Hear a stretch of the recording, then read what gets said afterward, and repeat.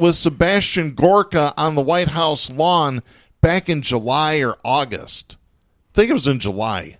And, yeah, you remember Sebastian Gorka. Oh, yeah. The liberals want to take away your hamburgers. And I'd like to shove one Your where the pickup sun truck. don't shine on that fat bastard. You take the pickup truck and the cheeseburger and the Pabst Blue Ribbon away from these rednecks, and life is over. There's nothing left. I tell you what, Gorka, you want to challenge Karem to a fight on the White House lawn, you drive your fat ass up to Michigan. I'll knock you out, buddy.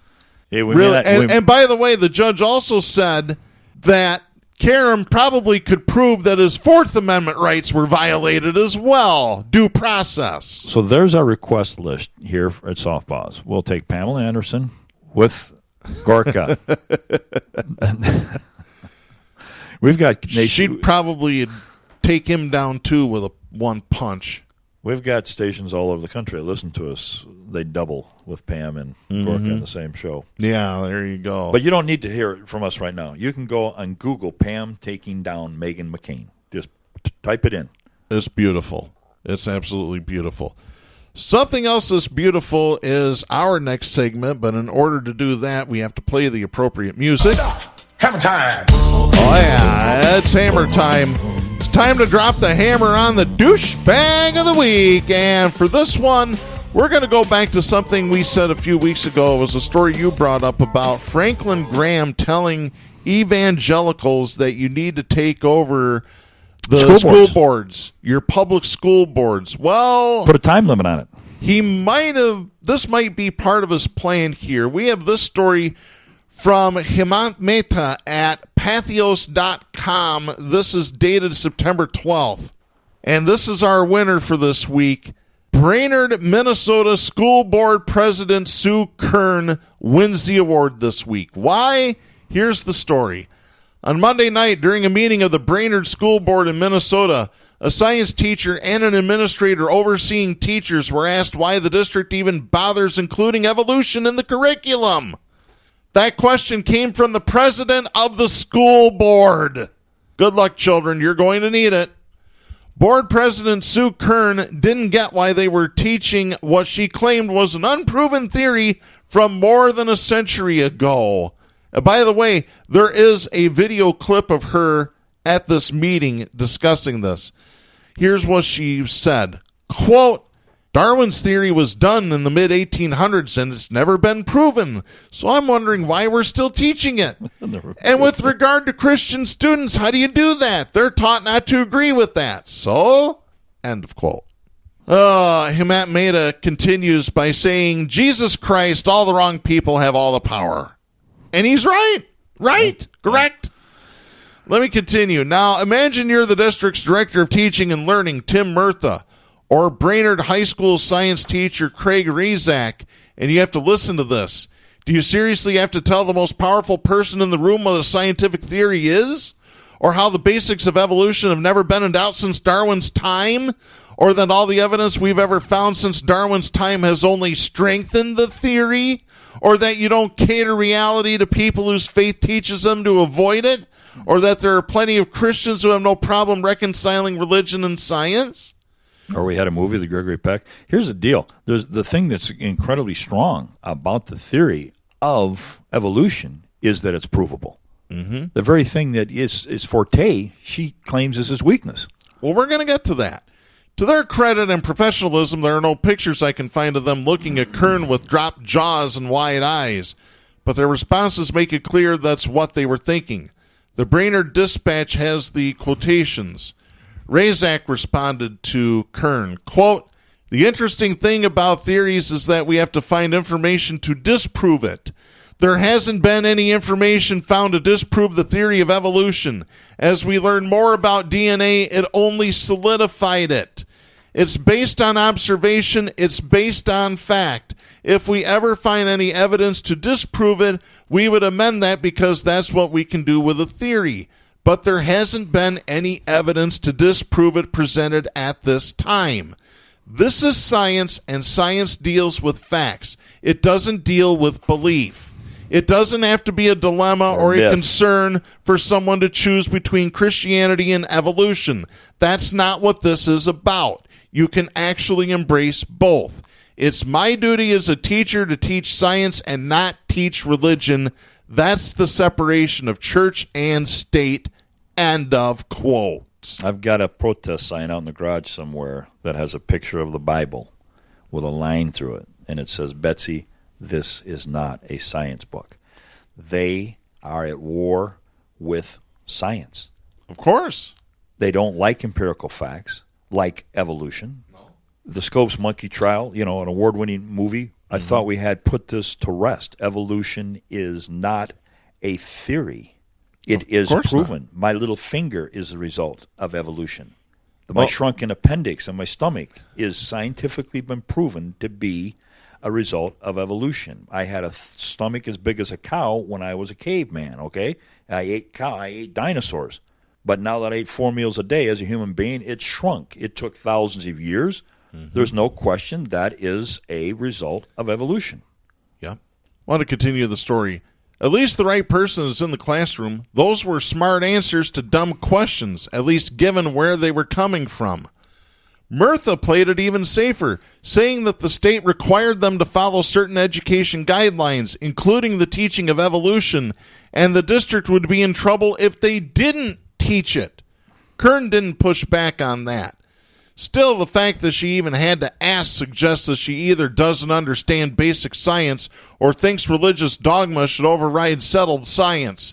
That's a huge liability for any school district that actually wants students to succeed. At least the people with direct contact with students understand why Kern shouldn't be taken seriously. Wow. Yeah. This is scary stuff, folks. This is the epitome of what Franklin Graham said, isn't it? It is. I mean, this is the same family of idiots that came out, a GOP lawmaker this week, who called for the removal of higher education. This is not some crack pastor down some ravine in Kentucky. This is a Tennessee lawmaker. This is an elected official calling for the removal of higher education because that will cut off the liberal breeding ground. Yeah, We're talking about not just the battle of science. We're talking about a war against intellectualism. Yeah. Stupidity. They like stupidity. They like ignorance. You can control ignorance. Yeah. I'll have to tell a story off the air that kind of solidifies that. But for right now, Sue Kern, president of the Board of Education for Brainerd, Minnesota, congratulations on winning Douchebag of the Week. So to Sue Kern, for trying to push your religion on students, we have this message for you. Don't be a douchebag. That's right. Don't be a douchebag. That's the problem. Keep your religion to yourself. It doesn't belong in the public schools. If you want your kids to learn religion, send them to a Christian school. Darren, you are a staunch believer that kids don't have to stand up and pledge the allegiance to the flag. You damn right. You're a defender. That's actually protected by the Constitution. It's been ruled over and over again. I know it is. And the whole thing about the reason there's danger in classrooms because there's no prayer in classrooms is the biggest crock going.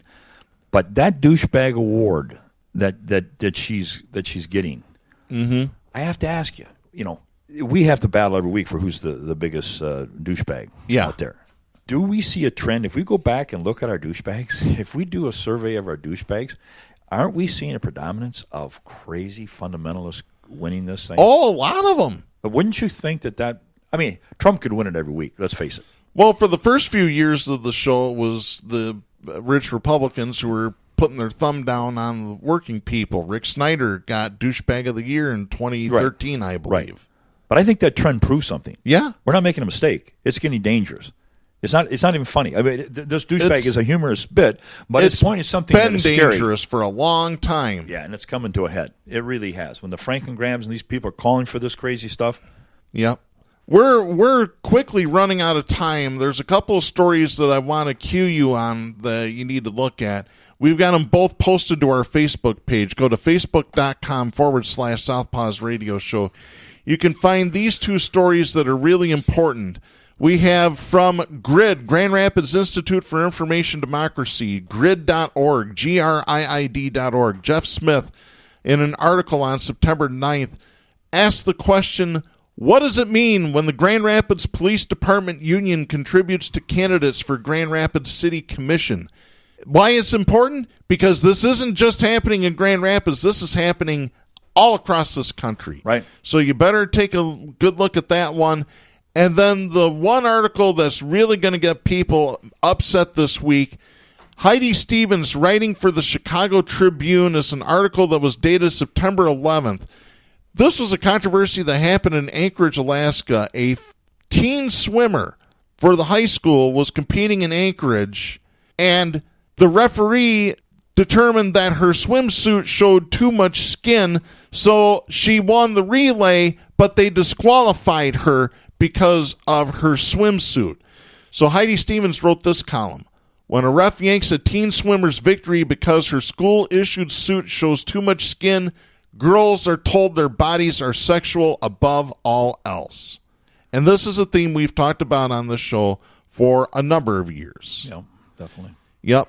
I want to finish up, though. I've got an off-the-cuff, and Jack, you don't eat meat anymore, so I picked this one out for you. Okay. This is from Wood Radio, locally here in Grand Rapids. They got this from 9 News in Australia. A vegan woman from Australia is taking her neighbors to court in an attempt to stop them from grilling meat and fish in their backyard. Scylla Carden says that the strong smell of cooking meat makes her sick to her stomach and that she is unable to enjoy her own yard when her neighbors are outside cooking. She told 9 News, quote, "All I can smell is fish. I can't enjoy my backyard. I can't go out there." End of quote. She also has issues with cigarette smoke and the sound of children playing basketball. Quote, "It's been devastating. It's been turmoil. It's been unrest. I haven't been able to sleep." End of quote. Well, she's got one thing right. The meat is more dangerous to their health than the cigarettes. According to DiCaprio, who came out and said, if you want to save the world, you want to save the Amazon forest, stop eating burgers. You won't see me putting a burger down anytime soon, except down my throat. Well, let me continue. She claims that her neighbors began deliberately trying to make her life miserable after she complained. That charge was disputed by one of her neighbors who told the news station they removed their barbecue and even asked the kids to stop playing basketball.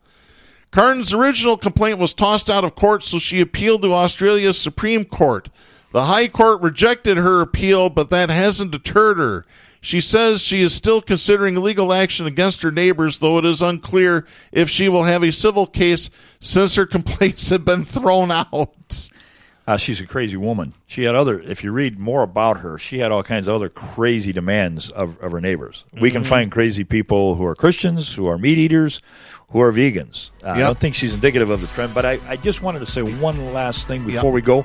9/11 this week, we didn't mention it. Remember 9/12 when they brought out the Patriot Act that took away your civil rights and the militarism that has been a result of 9/11. Don't forget that either. Absolutely. When you're thinking about what happened on the day, remember just what happened the day after. Yeah, including Iraq. We are out of time for this week. I'm Darren Gibson. I'm Jack Prince. For our announcer, Kristen Cook, please support independent media and the First Amendment. The stations that carry Southpaws do not necessarily share the opinions expressed on the show. Southpaws is protected by the First Amendment to the U.S. Constitution and is copyrighted by Big D Entertainment. All rights reserved.